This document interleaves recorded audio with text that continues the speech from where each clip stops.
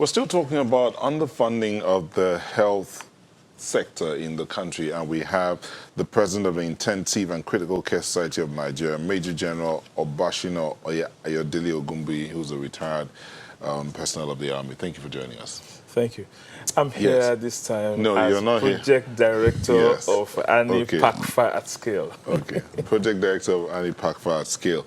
Yes. Now, we were talking earlier about the situation as regards customs and how customs are not helping the planning of the family to manage the number of children. But even where you have one or two children, are they getting the kind of care they should get?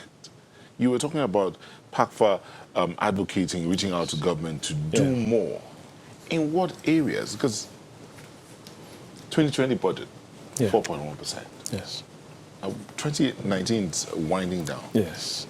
If the government is budgeting 4.1%, that's at the federal level. Federal level, yeah. What are the states doing? Are you working from the state angles, or is it just federal? Well, I'll come in this way. Lagos State government just submitted the proposed 2020 budget to the to the State Assembly yesterday, and it's so heartwarming that for 2019, Lagos State budgeted 21 billion, right? But for the 2020, they are budgeting 33 billion now, and that is so heartwarming. And for us at PACFA at scale, I think we've done some advocacy visits with respect to this health sector budgeting, and I think we can sit down to say, well, we have achieved something at least with this. And so what remains increases budget, yes, by health budget, yes, absolutely, almost 50%. almost, yes, and that's heartwarming.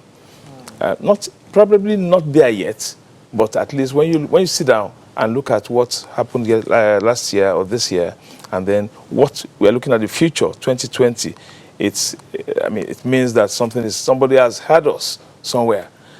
The challenge is that of prompt release of this budgeted sum to the target areas. That has been the challenge over the years. Why has it been a challenge? Because it's a recurring decimal. Why has that been a problem? Well, I believe it's probably got to do with governance and the bureaucracy of government, in our own opinion. What about the question of accountability? Isn't that a problem? Isn't that why these monies are not released when they should? Accountability, of course, is one of the major ways of achieving success in any budgetary procedure. And for the health sector, it's still part of it. But we do have some monitoring and evaluation schemes in place. We have some CSOs, civil society organizations, that are geared towards monitoring how all these monies are being expended, you know. But now, at the end of the day, mind, even the little that is released, is it being judiciously spent such that it delivers a minimum level of some kind of healthcare service to the people? to a large extent, I think the health facilities have improved over the years, but not as appreciable as one would have expected. Really? Yeah, because primary health care is actually a veritable source of healthcare delivery, and that is the focus of most of the state government, including federal government itself. And these have been geared up unlike before. Secondary care services are not there yet. And of course, we can, if we've been listening to the federal government, the Federal Minister of Health, federal government is pumping some funds into reactivation of some tertiary centers in recent times. All this is geared towards decreasing the so-called medical tourism abroad, and hopefully we'll get there. But there's still a lot to be done in this. Saying that, okay, recently or within the week, the Vice President was at a summit, a diaspora summit on investment, where they're trying to get the Nigerian diaspora to invest.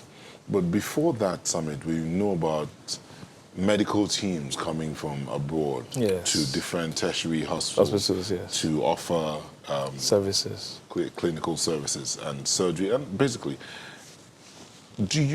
how do you think that can help? Would that help in any way in this issue of funding and taking care of the health sector?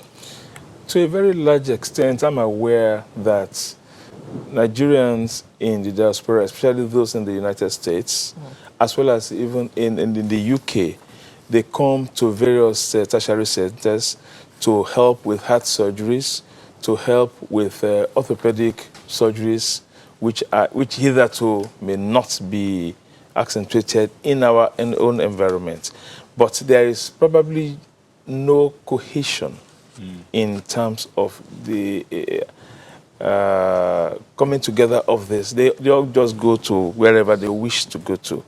But I want to believe with the establishment of the Diaspora Commission, that can be a source where all these various medical missions can be streamlined. Yeah. And they not only come to offer services, I'm aware too that in some instances, they also transfer knowledge to the local consultants. Okay.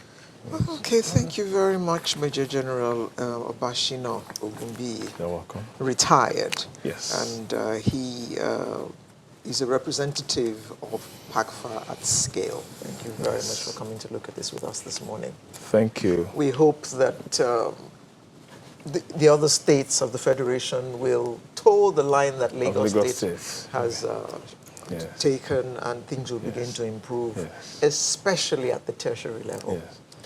Thank you very much for coming. On a final note, I think I would like to say it's good for us to know that a healthy nation is a productive nation. And since the 2020 national budget is on the tables of the National Assembly, presently this 9th Assembly, it would be good that our legislators consider the health sector for appropriate legislation so that we can have not just an increase, but a qualitative increase in the sector. Thank you very much. Thank you, VS. Thank you. Sunrise will be right back with another interesting conversation.